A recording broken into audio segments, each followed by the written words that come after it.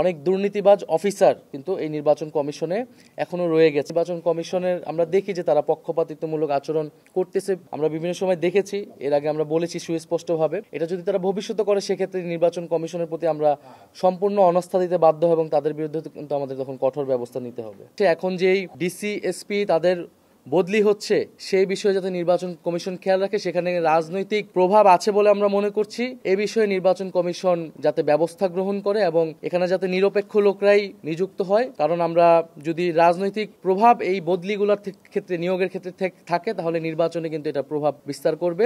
এই বিষয়গুলো নিয়ে আমাদের এবং গণভোটের বিষয়ে আমাদের যে আলোচনা হয়েছে, যে গণভোটের যে একটি প্রশ্ন এবং তার যে 4টি ভাগ এবং তার পক্ষে হ্যাঁ বা না ভোট এবং নির্বাচন কমিশন কর্তৃক কিছু অনুশীলন ভিত্তিক যে ভোটগুলো হচ্ছে সেক্ষেত্রে তারা বলেছেন যে এটাতে সময় বেশি লাগছে বা কম লাগছে, তারা পরীক্ষা নিরীক্ষা করছেন। আমরা বলেছি যাতে এটা যাতে সঠিকভাবে প্রচার করা হয়, কারণ এটা যদি প্রথম থেকেই প্রচারণা না করা হয় তাহলে জনগণের কাছে কিন্তু এই তথ্যটি পৌঁছাবে না এবং নির্বাচনে যেই এই সময়টায় যে অপতথ্য, মিস ইনফরমেশন, ডিসইনফরমেশন ক্যাম্পেইন হয় সেক্ষেত্রে যাতে নির্বাচন কমিশন বিশেষ উদ্যোগ গ্রহণ করে, কারণ এবং বিশেষত আমাদের নারী প্রার্থী যারা হবে নারীদের ক্ষেত্রে অনলাইন সাইবার বুলিং এই বিষয়ে যাতে নির্বাচন কমিশন বিশেষ ব্যবস্থা গ্রহণ করে। আমরা তো বলেছি যে এই গণভোটের যে অর্ডার তারা সরকারের পক্ষ থেকে করা হয়েছে সেটা আসলে বিভিন্ন দলকে সন্তুষ্ট করার জন্য তারা এইরকম 4টি ভাগে এটা ভাগ করেছেন। এটার আসলে প্রয়োজন ছিল না, এটা আরও সুস্পষ্টভাবে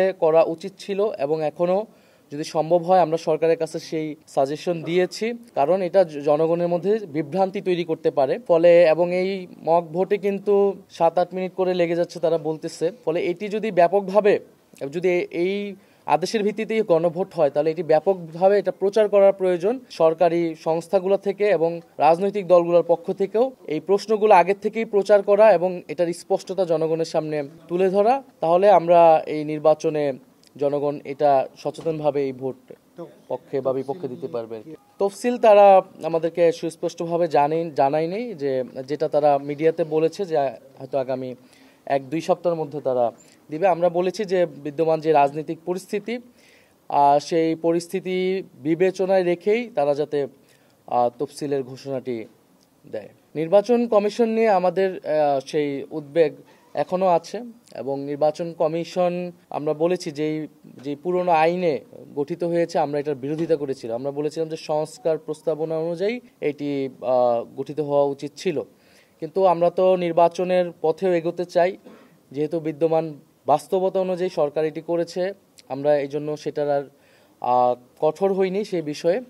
কিন্তু নির্বাচন কমিশন তার ক্যাপাসিটি নিয়ে কিন্তু আমরা সবসময় উদ্বেগ জানিয়ে আসছি এবং এই জন্য আমরা বারবার আসছি এবং আমাদের জায়গা থেকে যে সাজেশনগুলো নির্বাচন কমিশনের প্রতি আমরা কিন্তু সেটা সবসময় দিয়ে যাচ্ছি এবং নির্বাচন কমিশন এবং নির্বাচন কমিশনের প্রতিষ্ঠানে যারা বিগত বছরগুলোতে কাজ করেছে, যে অনেক দুর্নীতিবাজ অফিসার কিন্তু এই নির্বাচন কমিশনে এখনো রয়ে গেছে। আমাদের কাছে বিভিন্ন প্রমাণও আসছে, আমরা সেটা কিন্তু নির্বাচন কমিশনকে বরাবর দিচ্ছি। ফলে সেই জায়গায় যাতে নির্বাচন কমিশন সতর্ক হয় এবং যথাযথ ব্যবস্থা নেয় সেই আমাদের আহ্বান থাকবে। আমরা কোনোভাবেই চাই না যে নির্বাচনের যেই যাত্রা শুরু হয়েছে এটা কোনোভাবে ব্যাহত হোক।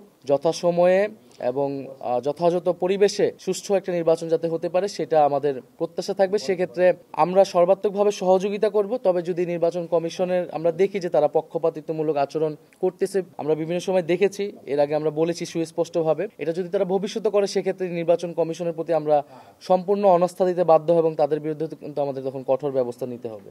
এটাতে আসলে এটা কোন প্রক্রিয়ায় হচ্ছে, কিভাবে রাজনৈতিক, এর আগে কিন্তু আমরা ডিসি নিয়োগ নিয়ে অনেক আলোচনা শুনেছি এবং সেটা কিন্তু সরকারের জায়গা থেকে স্পষ্ট করেনি। যে প্রধান উপদেষ্টার কাছে যখন আমরা বলেছি উনি বলেছেন এটা তিনি সরাসরি দেখবেন, এছাড়া কিন্তু কোন প্রক্রিয়া এটা হবে বা হচ্ছে এবং আগের যে অভিযোগগুলো এসেছে সেই অভিযোগগুলো আসলে কি সেটা নিয়ে কী ব্যবস্থা নেওয়া হলো সেটা আমরা পাইনি। সেজন্য আমরা বলেছি এই ডিসি এসপি নিয়োগে রাজনৈতিক প্রভাব থাকতে পারে, আমরা বিভিন্ন জায়গায় সেটা খোঁজ পাচ্ছি। আর নির্বাচন কমিশন যাতে এই বিষয়ে সচেতন হয়।